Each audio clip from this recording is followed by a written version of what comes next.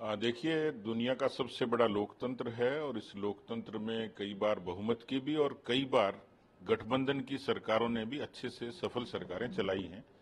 नरसिम्हा राव जी का युग हो, वाजपेयी जी का युग हो, इस गठबंधन की सरकार के प्रयोग को सफलता से किया है।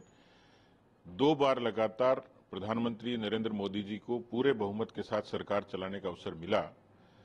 एक बार फिर से एनडीए को बहुमत मिला है, लेकिन 240 का भारतीय जनता पार्टी का अपना स्कोर है और मैं ये मानता हूं कि ये स्कोर जो इंडी गठबंधन है उससे कहीं भी बेहतर है। अकेले के बूते पर पार्टी ने इतनी सीटें हासिल की हैं, जिसमें हर तरीके के इक्वेशंस थे, हर तरीके की परिस्थितियां थी। तो मैं ये मानता हूं कि लोगों ने एनडीए को मैंडेट दिया। एनडीए का मतलब एनडीए के कामकाज को, एनडीए की सरकार को, जो लगातार वाजपेयी जी के समय से काम करती आ रही है, और जो सरकार थी वो भी एनडीए की पिछले 10 वर्षों में इस अलायंस को पार्टी ने भी ठीक तरीके से निभाया है। और मुझे लगता है कि तीसरा अवसर है तो प्रधानमंत्री के रूप में नरेंद्र मोदी जी वो शख्स हो जाएंगे जो कई वर्षों बाद लगातार तीसरा अपना कार्यकाल पूरा करेंगे। देश में मुझे लगता है कि जो प्री पोल अलायंस है उसका भी अपना एक महत्व है और ये अच्छी बात है कि लोकतंत्र में गठबंधन के युग धर्म को जीना और उसको कॉमन मिनिमम प्रोग्राम के साथ आगे बढ़ाना, ये एनडीए की सफलता हमेशा से रही। और मुझे भी लगता है कि जिस तरीके से वाजपेयी जी यशस्वी हुए गठबंधन के तौर पर, मोदी जी भी उसी तर्ज पर, क्योंकि उनमें वो कुव्वत है, वो उनमें काबिलियत है, वो स्किल है, वो टैलेंट है कि सबको साथ लेकर देश के हित में, राष्ट्र के हित में, लोकतंत्र के स्थायित्व के लिए एक ये सरकार बहुत अच्छे तरीके से काम करेगी। तो मेरी शुभकामनाएं हैं एनडीए के सभी हमारे नेताओं को, कार्यकर्ताओं को, प्रदेश की जनता को भी कि एक अच्छी और स्थिर और स्थायी सरकार एनडीए के तौर पर हमें मिलेगी। आप प्रदेश वरिष्ठ नेता हैं, हरियाणा का प्रभार आपके पास था।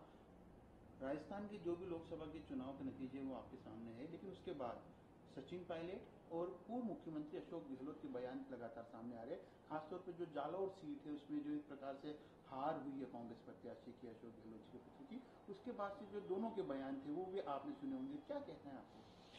देखिए, मुझे लगता है कि कांग्रेस की कई कमजोरियों में जो बड़ी कमजोरी है, कांग्रेस का संगठन धरातल पर बहुत ही कमजोर है। वैचारिक रूप से भी लोग कांग्रेस को स्वीकार नहीं करते। कांग्रेस के नेता भले ही इसका कुछ भी बयान करें, मैंने तो पहली बार देखा है कि कोई पार्टी और कोई अलायंस हारने के बाद जश्न मना रहा हो। राहुल गांधी जी और उनकी पार्टी और उनके नेता भी उनमें से एक हैं। राजस्थान में तो कुछ परिस्थितिजन्य कुछ परिस्थितियां हुई, इसलिए ये कह सकते हैं कि खाली बिल्ली के भाग का ही छींक का टूटा है, तो काठ की हंडी बार बार नहीं चढ़ती है। लेकिन जो जालोर का परिणाम है वो मैंडेट, क्योंकि अशोक जी चुनाव के भी ये बताए जाते हैं कि बहुत ही उस तरीके के चाणक्य किस्म के व्यक्ति हैं और जो वहाँ की जनता के बीच में एक इम्प्रेशन था, जाति समुदाय सामाजिक वर्गों के बीच में जिस तरीके से उन्होंने कवायद की, अपने रुतबे का जिस तरीके से प्रभाव का इस्तेमाल किया, सरकारी मशीनरी पर उन्होंने कोशिश की, और मुझे लगता है कि किसी तरीके से वो कम नहीं थे।